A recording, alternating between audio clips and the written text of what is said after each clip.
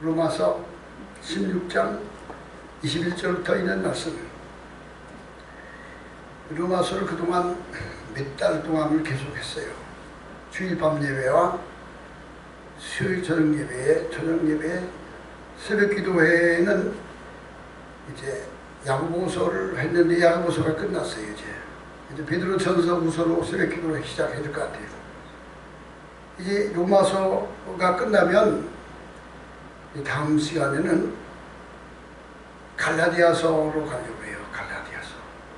자, 오늘 로마서 마지막 시간은 바울이 이런 말을 합니다. 나의 복음과 예수 그리스도를 전파함은 영세 전부터 감춰졌다가 이제는 나타나신 바 되었으며 영원하신 하나님의 명을 따라 선지자의 글로 말미암아 모든 민족이 믿어 순종하게 하려시려고 이제 그것을 알게 하려 하신 바 신부의 계시를 따라 된 것이니 이 복음으로 너희가 능히 구원을 받았습니다. 너희를 능히 견고하게 하실 지혜로우신 하나님께 예수 그리스도로 말미암아 영원 무궁토록 영광이 있을지어다 라고 합니다. 바울의 복음, 이 바울의 복음이 아니라 성경에 기록되어 있는 예수 그리스도의 소식이 복음이요, 예수의 소식이 복음이요. 예수 그리스도가 인류의 중심에 서셨어요. 예수님을 기준으로 하여 구약이 있고 신약이 생겨났어요. 예수님이 태어난 날짜를 기준으로 하여 기원 전이 되고 기원 후가 됐어요. 하나님은 예수 그리스도를 인류 구원의 중심에 세우시고 누구든지 예수님을 수용하고 믿는가 믿지 아니하는가 예수님에 대한 그의 태도와 그 마음 자세를 따라 새 생명을 얻는 하나님의 자녀가 될 수도 있고 또는 하나님을 알지 못하는 죄악 가운데서 멸망할 수도 있는 것입니다. 나와 예수 그리스도를 전파하면 영세전부터 감춰져 있다가 이 바울이 복음을 전하는데 그 일생을 나의 달려갈 길과 주 예수께 받은 복음, 은혜의 복음을 전파하는 일을 마치려 하면은 나의 생명을 좀 더 귀한 것으로 여기지 아니하노라. 바울은 일생을 복음 전하는 일에 자기 자신을 다 불사르는 사람입니다. 디모데 후서 4장에는 내가 관제와 같이 부음이 되고 이게 무슨 소리예요? 제사상 위에 마지막 잔을 기울여 마지막 제사에 제물을 드린 거예요. 관제와 같이 부음이 되고 나의 달려갈 길 다 달리고 선한 싸움을 싸고 믿음을 지켰으니 죽어도 의로우신 재판장이 그날에 내게 상 주실 것인데 내게만 아니라 주의 나타나심을 사모하는 모든 자에게 그날에 주께서 주실 것이라. 우리는 이 바울의 그 믿음을 본받아 바울의 복음을 본받아 바울처럼 살아야 될 줄로 믿습니다. 어느 형편 어느 처지에 있든지 복음을 위하여 예수 그리스도의 이름과 그 나라의 영광을 위하여 우리 자신을 다 거기에 헌신하고 불사르고 나를 소모해야 돼. 하나님께 내가 다 소모되는 믿음이 돼야 돼. 어차피 한 번 살다가 없어질 이 인생을 어디에다 써먹느냐에 따라서 그 가치가 달라지는 거예요. 우리 자신을 가장 고귀한 데 써먹는 방법은 복음을 위하여 사는 거예요. 예수의 복음을 위하여, 예수 이름을 위하여 사는 것이 그 사람이 가장 고귀한 것이며 하나님이 그를 높이시고 존귀하게 하십니다. 이 바울의 사역에 동역한 사람들입니다. 바울이 혼자 복음을 전할 수 없습니다. 예수님이 이 땅에 오셔서 40일 금식을 마치고 세례요한에게 세례를 받고 성령이 임하시고 복음을 전하실 때 홀로 전하신 것이 아니라 제자들을 12제자를 선택하여 그들에게 자기 복음을 위임하셨습니다. 예수님의 12제자는 특별히 훈련받은 사람들이 아니에요. IQ가 좋고 가문이 좋고 인물이 출중하고 아는 것이 많고 이런 사람이 아니에요. 12제자는 예수님이 살아계신 그 갈릴리 지방 나사렛 그 베네다르 호수 있는 그 지방 그 근처에서 길 가다가 만나는 무차별 만나는 사람이 모두가 다 부름을 받았을 때 제자가 됐어요. 어느 날 아침 예수님이 갈릴리 바닷가에, 그 바다가 아니야, 호수지, 민물이야 민물. 여기 대청호수, 서울에 있는 팔당호수가 바다가 아니죠. 호수야 호수. 근데 이 갈릴리 바다가 너무 커서 유대 지방 유대인들은 거기를 바다라고 불렀어요. 세계에서 제일 큰 호수가 저 러시아에 있는 바이칼 호수라고 있어요. 바이칼 호수.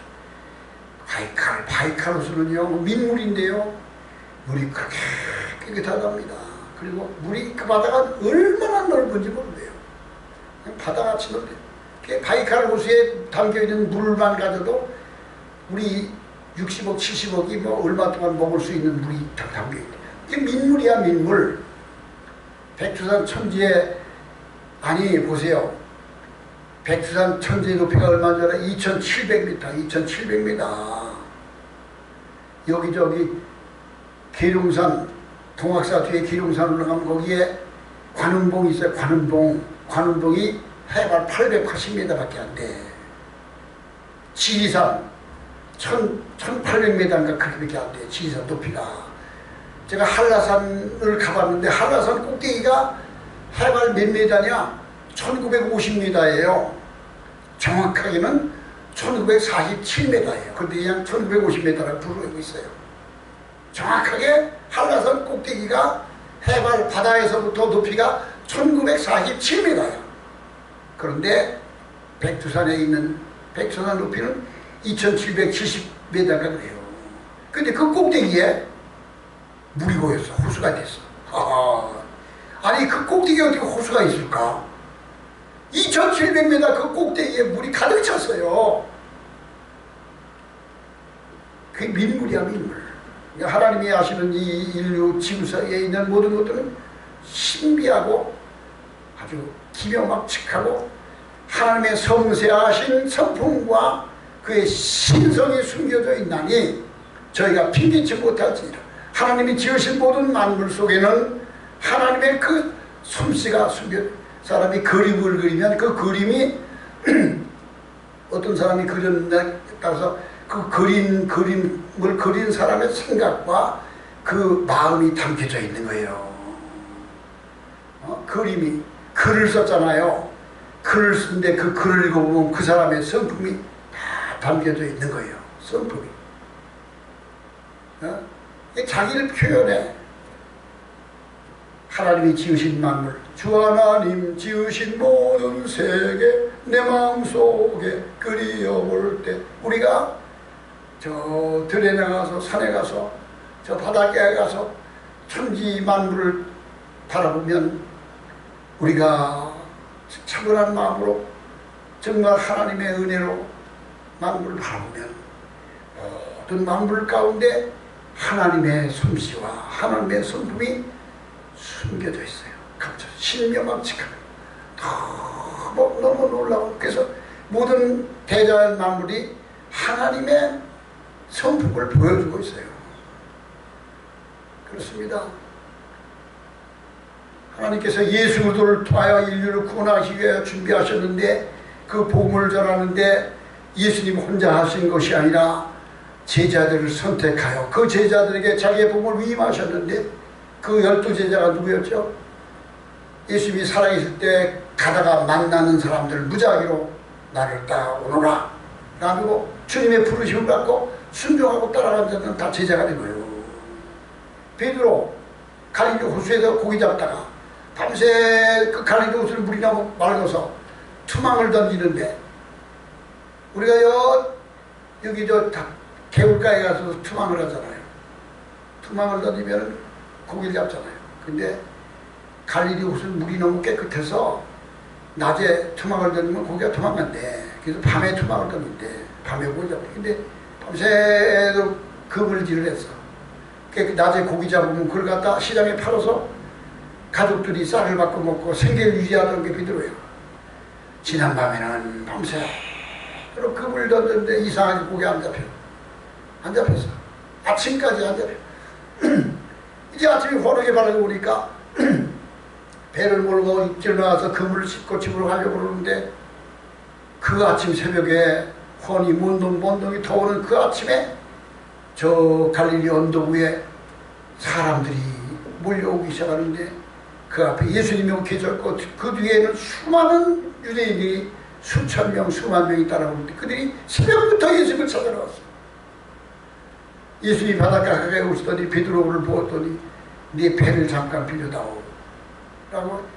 그 예수님이 배에 올라서서 육지에서 물 가운데로 떠서 중간쯤 떠가지고 그 육지에 위에 앉아있는 이스라엘 백성들 한 15,000명, 20,000명 되는 사람들이요. 그들을 위하여 말씀을 전파하고 배에서 내려서 베드로는 밤새도록 고기 잡다가 피곤하지만 주님의 말씀을 누군지 모르는 이분의 말씀을 들어서 배를 빌려드렸는데 아니 앞에 20,000명이나 있으니까 야, 그 잘 귀를 기울여 들었는데 말씀을 마치고 무슨 땅으로 내리면서 하신 말씀이 깊은 데 가서 그물을 내리자 이 말씀을 하는데 거역할 수 없는 어떤 고뇌를 느끼는 거야 베드로가.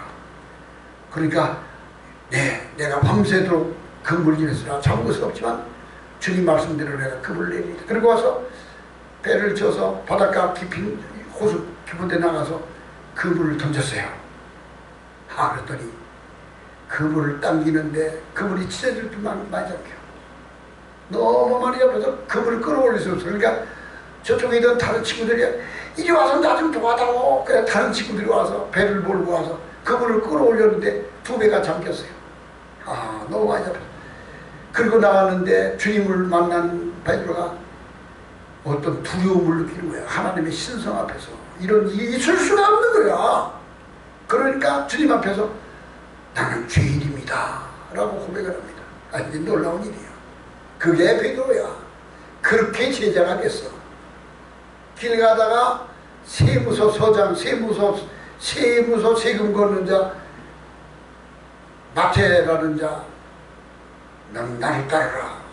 그도 제자가 되고 베드로의 형제 베드로와 안드레, 야고보와 요한 다 그들이 누구였는가? 그 예수님이 살고 계신 그 지역에 있던 가까이 있던 사람들 만났던 사람들이 다 제자가 됐으니 오늘날 하나님의 기름 부음 받은 자는 목사가 되고 선교사가 되는 것은 성적이 좋고 IQ가 좋고 수능을 잘 보고 가문이 좋고 이런 것이 아니라 주님의 부르심을 받고 아멘으로 순종하며 그 앞에 헌신하면 누구든지 위대하게 쓰임받을 수 있는 하나님의 제자가 될 수 있다는 사실입니다. 이것이 소망입니다. 하나님은 공평하신 하나님이에요.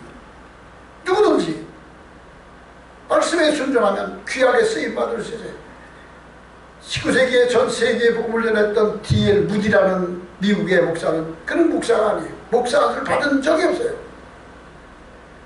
그가 주님의 복음에 순종하다 보니 하나님이 그에게 함께 하셔서 놀라운 복음을 전하게 하셨어요. 누구든지 그 D.L. 무디는 키가 적어요. 그리고 목이 짧아가지고 이게 목이 딱 붙었어. 볼품이 없는 사람이야. 그런데도 하나님이 그럴 수 있어. 여기 보면은 21절 보면은 나의 동역자, 바울의 동역자들을 열거합니다. 나의 동역자 디모데와 나의 친척 누기오와 야손과 소수바도가 너에게 문안. 바울 곁에는 디모데가 있었습니다. 바울 곁에는 또 누가 있어요? 누가가 있었습니다. 바울 곁에는 나가도 있었습니다. 바울 곁에는 항상 그를 돕는 동역자들이 있었습니다. 그리고 바울의 사역을 위하여 기도해주는 중보기도자들이 있었습니다. 바울의 상급은 바울의 혼자 받을 것이 아니라 그의 동역자들과 함께 하나님께 귀하게 인정받을 것입니다. 바울의 동역자 디모데와 누기오와 야손과 소수바다가 너에게 문안. 이 편지를 기록한 나 더디오도 주 안에서 너에게 문안. 더디오라는 사람이 있는데 그는 바울의 이 로마서를 기록할 때 바울이 불러주는 대로 구술하는 대로 받아 쓴 거예요. 더디오도 있었고 나와 온 교회를 돌보는 가이오도 너에게 문안하고 이석의 재무관 에라스도와 형제 구하도도 너에게 문안합니다. 바울의 곁에는 수많은 동역자들이 있었습니다. 우리는 주의 복음을 위하여 내 자신이 쓰임받기를 자원하고 하나님 앞에 쓰기 합당한 그릇이 되면 바울이 사역을 할 때 그에 협력해서 함께 열매를 거두게 된 것 같이 하나님의 복음을 위해 우리도 쓰임받는 저들이 되기를 바랍니다. 이 복음은 감춰져 있던 것입니다. 영세전부터 감춰져 있던 것입니다. 하나님이 여러보세요. 하나님이 창조 사역을 시작하셨습니다. 창조 사역을 시작하시기 이전에는 언제부터 계셨는가? 영원전부터 홀로 계셨습니다. 영원이란 언제일까요? 시작도 끝도 없는 것이 영원입니다. 언제인지 알 수 없는 영세 전에 그 먼 옛날에 시작도 끝도 없는 그 먼 날부터 하나님은 혼자 영존하고 계셨는데 그분은 전능하신 분이었고 전지하신 분이었고 그분은 사랑이시오. 사랑. 그분의 성품은 사랑이시오. 사랑이라는 것을 제가 여러 차례 말씀했지만 사랑이라는 것은 상대적인 것입니다. 혼자는 사랑이 존재할 수 없어요. 남녀의 사랑도 사랑하는 남편과 아내 애인이 있어야 되는 것이고 친구의 필리아의 사랑도 사랑하는 친구가 있어야 되는 것이고 부모님의 모성의 부성에는 자식이 없는 자에게는 모성의 부성이 없어요. 사랑은 상대적인 거예요. 하나님은 천지를 창조하시기 이전부터 사랑이셨어요. 하나님이 사랑이시기 위해서는 하나님은 홀로 계시면 사랑이 이루어지지 않아요. 사랑하시는 아버지가 있었고 사랑하는 사랑의 대상이 있었는데 그가 바로 독생자입니다. 아버지와 아들입니다. 아버지와 아들은 아버지가 있은 다음에 그 다음에 아들이 있는 거 아니에요. 세상에서는 닭이 있은 다음에 닭이 계란을 낳는 거 아니에요. 그런데 아버지와 아들은 하나님과 아들 예수님과의 사이는 먼저 있고 나중인 것이라 영원히 공존하셨습니다. 아버지와 아들은 영원히 함께 계셨는데 하나님은 사랑을 베푸시는 자이고 아들은 사랑을 받는 자, 사랑의 교제와 대화를 나누는 사랑의 기쁨을 나누는 대상으로 하나님 계셨어요. 이게 영존하신 하나님의 비밀이야. 영존하시는 복음이야. 하나님은 영세 전부터 아버지와 아들로 계셨는데 하나님 아버지는 아들을 사랑하시고 아들도 하나님을 사랑하고 서로 사랑의 기쁨을 나누고 사랑의 교제를 나누고 사랑의 영광을 나누는 존재로 계셨어요. 그런데 그 하나님이 창조 사역을 시작했어. 하늘도 만들고 땅도 만들고 별들 만들고 태양도 만들고 우주를 만들고 하늘 땅 우주 다 만드셨어요. 바다도 만들고 물고기도 만들고 새도 만들고 짐승도 만들고 다 만드셨는데 이 창조 사역을 시작하실 때 왜 창조 사역을 시작하셨는가를 알아야 돼요. 우리는 그냥 하나님이 하늘 땅 우주 별들 달들 태양 바다의 물고기들 산의 나무들 이 들짐승들 호랑이 사자 다 만드셨지 그렇게 생각하지만 큰 눈으로 봐야 돼요. 영세전부터 계신 하나님은 이 물질 세계를 창조하지 않으셨어요. 영원전부터. 그런데 어느 시간 순간에 하나님은 창조 사역을 시작하여 물질 세계를 만드신 거예요. 하늘을 만들고 땅을 만들고 별들을 만들고 달을 만들고 태양을 만들고 우주를 만들고 그리고 우주 가운데 지구를 아름다운 별로 만드셔서 여기에 물을 담아놓고 지구는 신비로운 별입니다. 우주 가운데 수억 개의 별들이 있네요. 보세요. 밤에 밝은 달이 떴죠. 둥근 달이 떴어. 달이 가려져 있는 달 표면 뒤에 감춰져 있는 별이 둥근 달이 떠 있는 달의 그 표면 뒤에 감춰져 있는 별이 천체 망원경으로 했을 때 2000개가 넘는답니다. 그러면 달 표면 뒤에만 숨겨져 있는 별이 2000개면은 우주에 그게 망원경으로 관측되는 것이에요. 그게 우주에는 별들이 수천억, 수백억, 수조의 별들이 있어요. 우주가 끝도 없어. 그런데 우주의 끝이 가면 뭐가 있을까요? 아무도 우주의 끝을 가본 사람이 없어. 그러니 그게 하나님의 신비고 하나님의 영원성이야. 근데 누가 그러더라고. 우주의 마지막 벽에 가면 거기 물로 되어 있을 것이다. 그런데 가본 얘기도 아니고 하는 소리야. 이 우주를 만드신 것은 하나님의 창조사에게 시작하신 거예요. 이 우주는 처음부터 있었던 게 아니야. 그래서 우리는 이 우주가 이 대단하니까 이것이 영존할 줄 알지만 하나님이 새하늘과 새 땅으로 다시 오실 때는 이 우주를 소멸할 수 있어요. 이 우주가 없어져. 우주도 없어지고 해와 달들 별들도 다 없어지고 새로운 새하늘과 새 땅이 창조돼. 그러니까 이 세상이 그냥 유지된다고 믿지 마세요. 사람들 가운데 아니 목사님 그걸 믿어요? 그럼 천체가 없어지고 달도 해도 없어져요? 아니 그렇게 믿어요? 난 그러니까 내가 글을 썼더니 나한테 댓글 썼더니 아니 당신은 그러면 하나님이 이 땅도 없어지고 산도 없어지고 바다도 없어지고 우주도 다 없어진다고 믿느냐고. 너는 그렇게 믿지.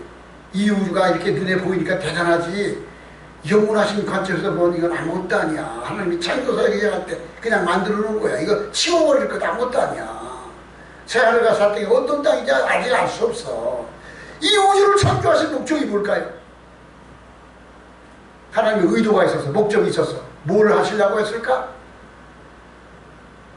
사랑하시는 사랑의 대상인 아들 예수님, 독생자 예수님과 같은 사랑의 대상, 사랑의 그 자녀들을 또 다른 예수님을 많이 두시려고 창조사역을 시작하셨다고 나는 믿어요.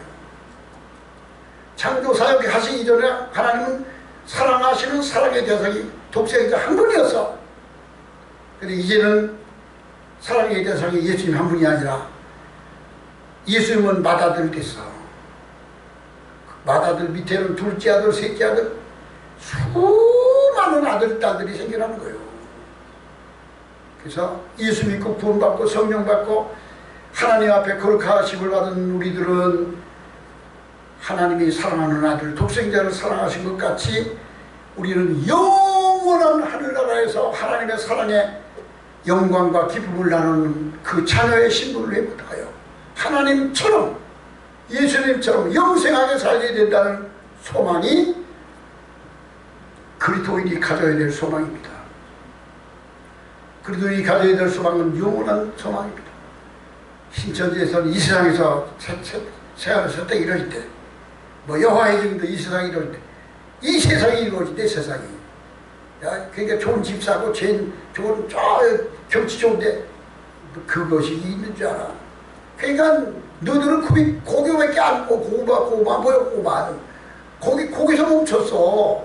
하나님의 영원한 창조사에게 너희들이 모르니까 그딴 소리 하는 거야. 이 말이 신천지는 뭐라고?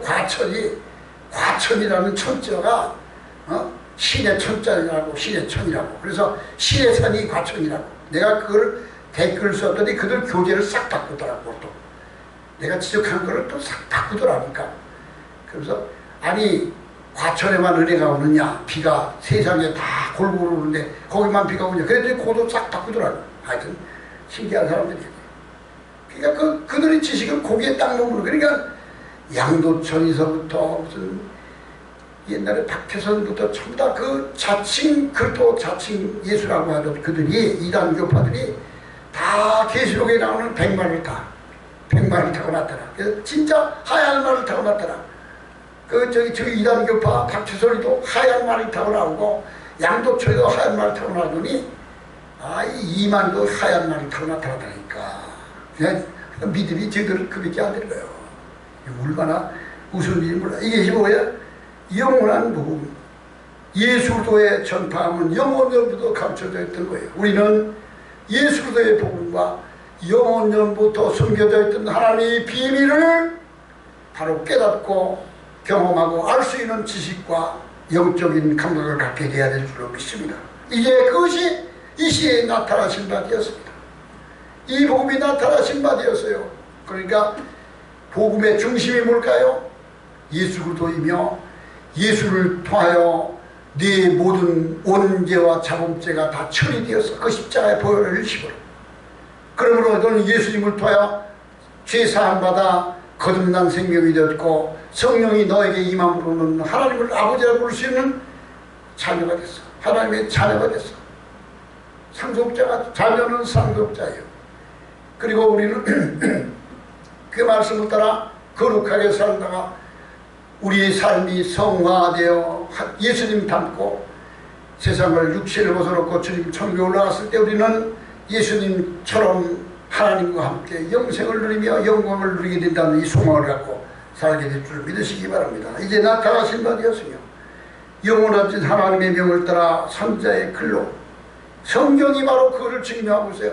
너희가 성경을 읽을 때 영생을 얻는 줄 알고 성경을 사고하거니와 이 성경은 곧 나를 증거하는 것이니라. 예수님을 증거하는 것이에요. 성경을 읽으면서 예수님을 발견하지 못하면 너는 헛믿음이야. 교회를 10년을 갔는데 예수가 누군지 몰라. 너는 헛믿었어. 그냥 마당만 닮았어. 예수를 알아야 돼. 성경을 통해 예수가 누구신 걸 알아야 되고, 예수님이 내 안에 계시고 내가 그도 예수와 함께 십자가에 못 박혀 죽었나니 어떻게 해요? 예수와 함께 죽었어요. 그런즉 이제는 내가 사는 것이 아니요 내 안에서 그리스도가 사신 것이라. 내 안에 예수님이 살아계신 거예요. 이제 내가 육체 가운데 사는 것은, 우리가 이 세상 사는 것은 죽을 때까지 육체 가운데 사는 거예요. 육체 죽으면 세상 떠나야 되는 거예요. 내가 육체 가운데 사는 것은 나를 위하여 십자가에 못 박아 죽으신 그리스도를 믿는 믿음 가운데 사는 거예요. 믿음 가운데. 이것이 제자된 하나님의 자녀된 그리스도인의 삶이에요. 순종케 하려 하시려고 선지자들의 글로 말미암아 모든 민족에 순종하게 하시려고 그 신비를 따라 된 것이니 이 복음으로 너희를 견고케 하시리라. 하나님의 복음으로 우리는 견고한 믿음에 서게 되기를 바랍니다. 지혜로우신 하나님께서 예수 그리스도로 말미암아 영광이, 하나님의 영광이, 하나님의 은총이 그를 믿는 자녀들에게 세세무궁토록 있을지어다. 이 은혜가 저의 은혜가, 여러분의 은혜가 되시